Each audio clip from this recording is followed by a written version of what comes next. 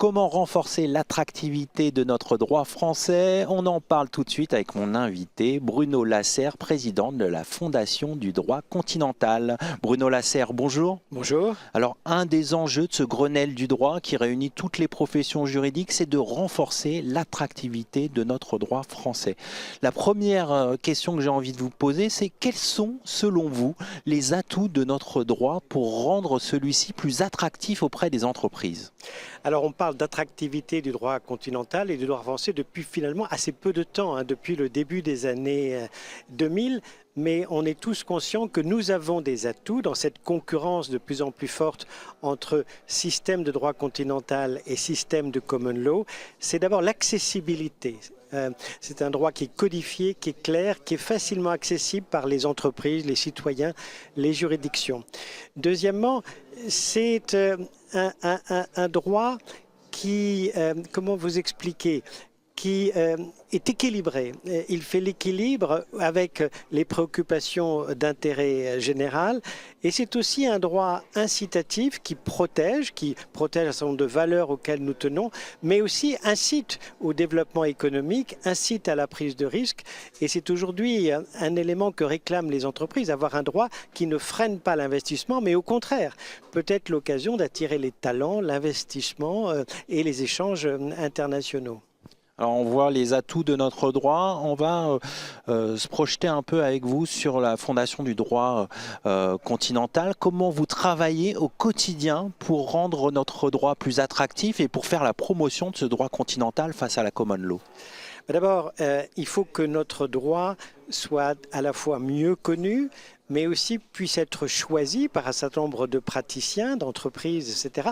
Donc, le premier objectif a été de convaincre la Banque mondiale de modifier son classement des systèmes juridiques. Vous savez que le rapport Doing Business avait apporté une appréciation très défavorable sur le droit français et grâce à de nouveaux indicateurs, à un dialogue renforcé, nous avons réussi à changer le regard de la Banque mondiale sur le droit français et l'efficacité notamment de ce droit.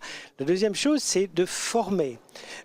Et donc, l'une des initiatives que prend régulièrement la Fondation, c'est tous les ans d'organiser une université d'été du droit continental. Cette édition de l'année 2025 a été cette année encore une réussite.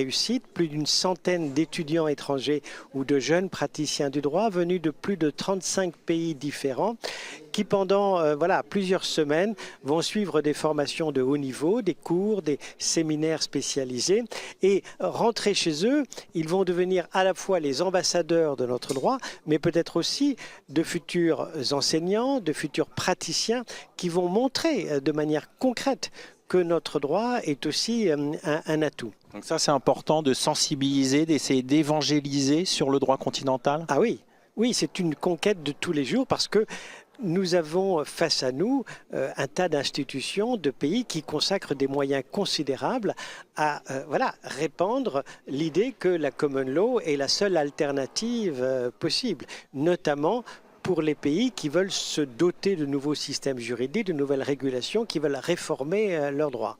Alors il y a aussi une question qui est importante, c'est celle de l'extraterritorialité de certaines lois, de certains textes. Comment on peut lutter contre ces textes?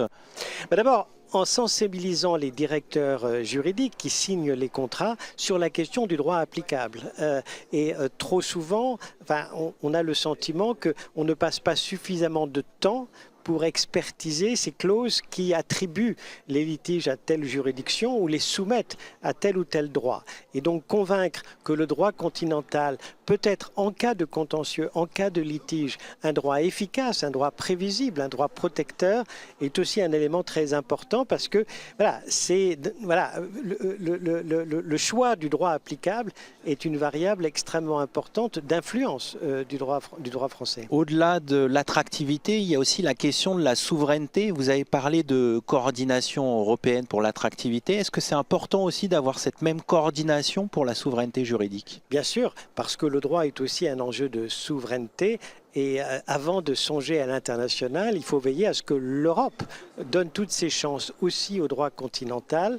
C'est la raison pour laquelle la Fondation soutient, avec l'association Henri Capitan, l'idée d'un code européen des affaires, le fameux 28e régime qui serait ouvert aux entreprises, qui a été intégré récemment dans le programme législatif de la Commission européenne.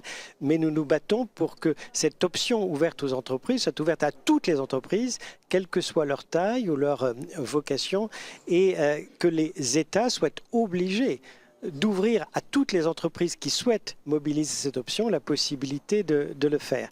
Je voudrais aussi que la Fondation joue un rôle plus important dans l'influence du droit sur les grandes initiatives législatives. Comment concrètement Très vous pouvez souvent, avoir plus la d'influence? Commission, avant même de lancer un livre vert ou un livre blanc, fait un état des lieux. Quelles sont aujourd'hui les pratiques dans le monde sur tel ou tel sujet qu'elle veut explorer? Et la tentation, c'est parce que voilà, c'est plus facile d'accéder aux exemples rédigés en anglais, d'aller vers les pays anglo-saxons. Je prends un exemple, le devoir de vigilance, alors qu'il existait une loi en France et en Allemagne, ce sont des experts britanniques qui ont forgé et influencé la pensée européenne sur cette Et question. pourtant, la loi française était pionnière. Était pionnière. Et donc, mais parce que tout simplement, aller rechercher une loi française, c'est un obstacle parce que voilà, c'est en français, c'est moins connu, moins glamour, etc. Et donc, jouer un rôle dans les appels d'offres que lance la Commission européenne, ne serait-ce que pour expertiser déjà l'état des lieux et rechercher quelles sont les solutions possibles lorsqu'on veut changer, voilà, une loi, changer une réglementation, ce serait déjà un point important parce que le droit, il se fabrique en réalité tout de suite par la pensée, avant même qu'un texte soit sur la table. Et c'est à ce stade-là que nous ne sommes peut-être pas assez influents aujourd'hui. Alors, il y a peut-être un écueil à éviter, si je puis me permettre. Je reprends l'exemple du devoir de vigilance. On voit qu'on avait déterminé un certain nombre de seuils pour les entreprises. Finalement, on décide d'aller en arrière.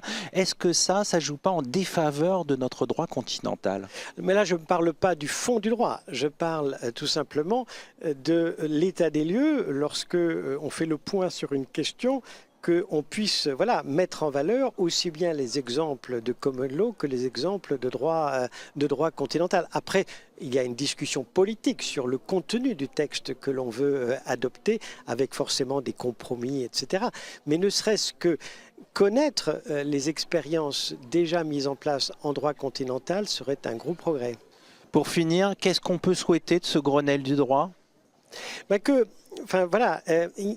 nous convainc que le droit est non seulement un instrument interne, mais aussi un vecteur d'influence, de compétitivité, et que l'attractivité du droit est une cause commune au pouvoir public, aux juridictions et à l'ensemble des professions juridiques et des entreprises qui sont d'ailleurs réunies, comme la FJE, au sein de la Fondation dont elles sont les partenaires. On va conclure là-dessus. Merci Bruno Lasserre. Je rappelle que vous êtes président de la Fondation pour le droit continental. Merci beaucoup. Tout de suite, on enchaîne. On va parler de l'avenir de la filière juridique.